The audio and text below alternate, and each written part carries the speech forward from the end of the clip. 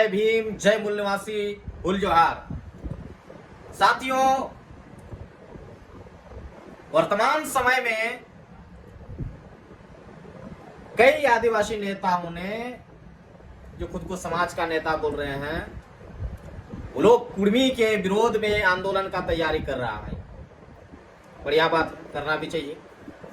आपको जो लगता है, यदि वो लोग गलत मांग करें तो आप कर रहे हैं, ये भी आपका संवैधानिक है, ठीक है।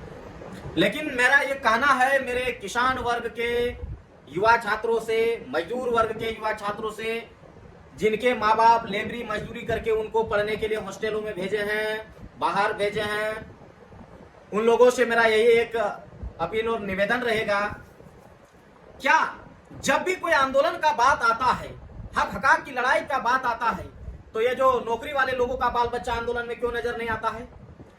जब भी कोई आंदोलन हो तब नौकरी वालों का बाल बच्चा कभी रोड में नहीं उतरता है। और जो लोग अपने आप को आदिवासी का भी नेता अगुआ मान रहे, उनका बाल बच्चा बेटा बेटी क्यों नहीं उतरता है जी रोड में?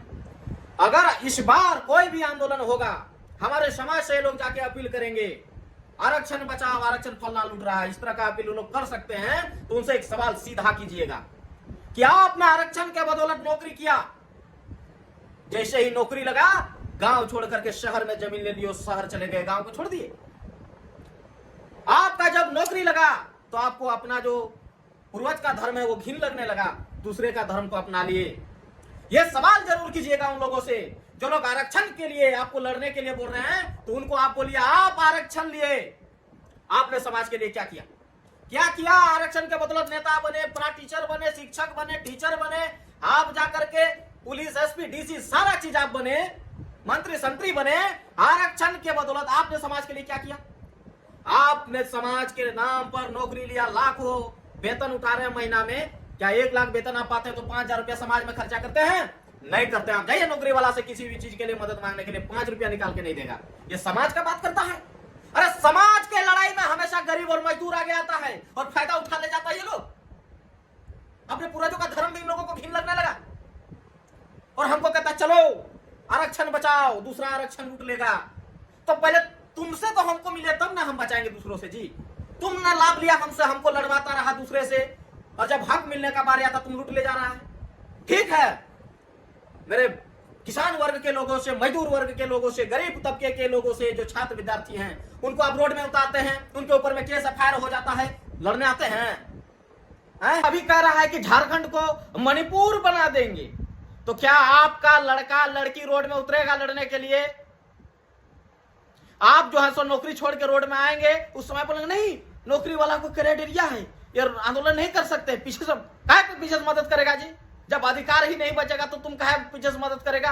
माने मेरा गरीब आदमी लाठी खाएगा, गोली खाएगा, डंडा खाएगा, हैं? कितना मुश्किल से अपने बाल बच्चा को ले जाते हैं, भेजते हैं बाहर पढ़ने के लिए, उनको हम भड़का करके रोड में ला रहे हो, कौन लेगा उसका जिम्मेवारी? या नौकरी वाला तो पहले पीठ दिखा करके भागेंगे। इसलिए हमारे जितने भी युवा हैं, आपके माँ बाप का उम्मीद है, आप समय को इधर उधर मत गवाइए, पढ़ने पर ध्यान लगाइए। ये वो बोलेगा, फलना लूट लेगा, ये लूट लेगा। अरे कहने से कैसे लूट लेगा जी? संविधान देश में है कि नहीं? कैसे ही लूट के चल जाएगा? ये लोग आपको मिसयूज करते हैं।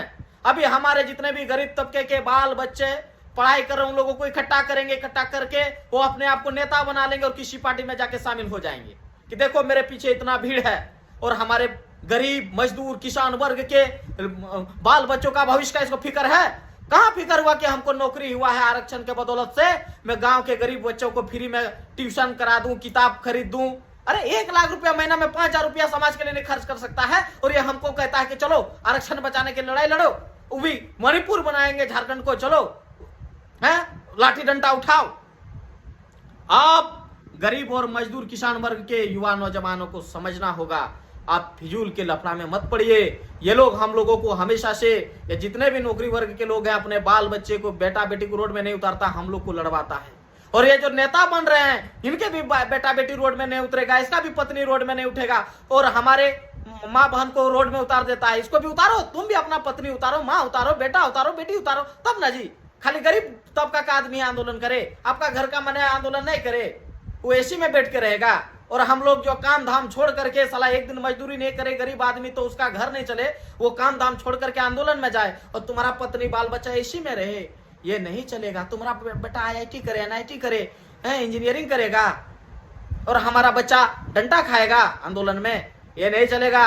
ये आप अगर भड़काने का प्रयास किया, हमारे पढ़े लिखे नौजवान का भविष्य को खराब करने का कोशिश किया, तो ये ठीक नहीं होगा। इसलिए हमारे नौजवान, डायरेक्ट सवाल, अगर हम आंदोलन में जाएंगे तो आपका भी बेटा बेटी आंदोलन में जाएगा? हमारे माँ बहनें उतरते हैं, क्या आपका भी पत्नी और माँ उतरेगी आंदोलन में? ये सवाल कीजिएगा। यही संदेश मैं नौजवानों को देना चाह रहा हूं, क्योंकि हमारे हमेशा से नौजवानों का मिसयूज हुआ है खुद को नेता बनाने के लिए। एक नेता बनता है, बाकी हम लोगों को कोई पूछता नहीं है। कोई पूछता है जिसको हम लोग नेता बना देते हैं? हम ही लोग को नहीं पूछता है बाद में, और हम लोग लाठी डंडा खा करके उसको नेता बना देते हैं। अभी जो कुड़मी और इति का जो आंदोलन चल रहा, देखिए इसमें क्या हो, इसमें भी वही होगा। पहले वाले जो कुड़मी का विरोध करते थे वो मंत्री बन गए, विधायक बन गए। अब नए चेहरे आए हैं कुड़मियों के विरोध करने, ये भी नेता बन जाएंगे, विधायक बन जाएंगे, मंत्री बन जाएंगे। लेकिन आम जनता जहां था वही रहेगा, उसका जो स्थिति था वही रहेगा। और ये लोग मंत्री बनने के बाद ना आपको देखने आएंगे, ना आपका समस्या का समाधान करने आएंगे। इसीलिए अपना ध्यान अपना काम पर, अपना पढ़ाई पर रखे, किसी नेता के बहकाव में न आए।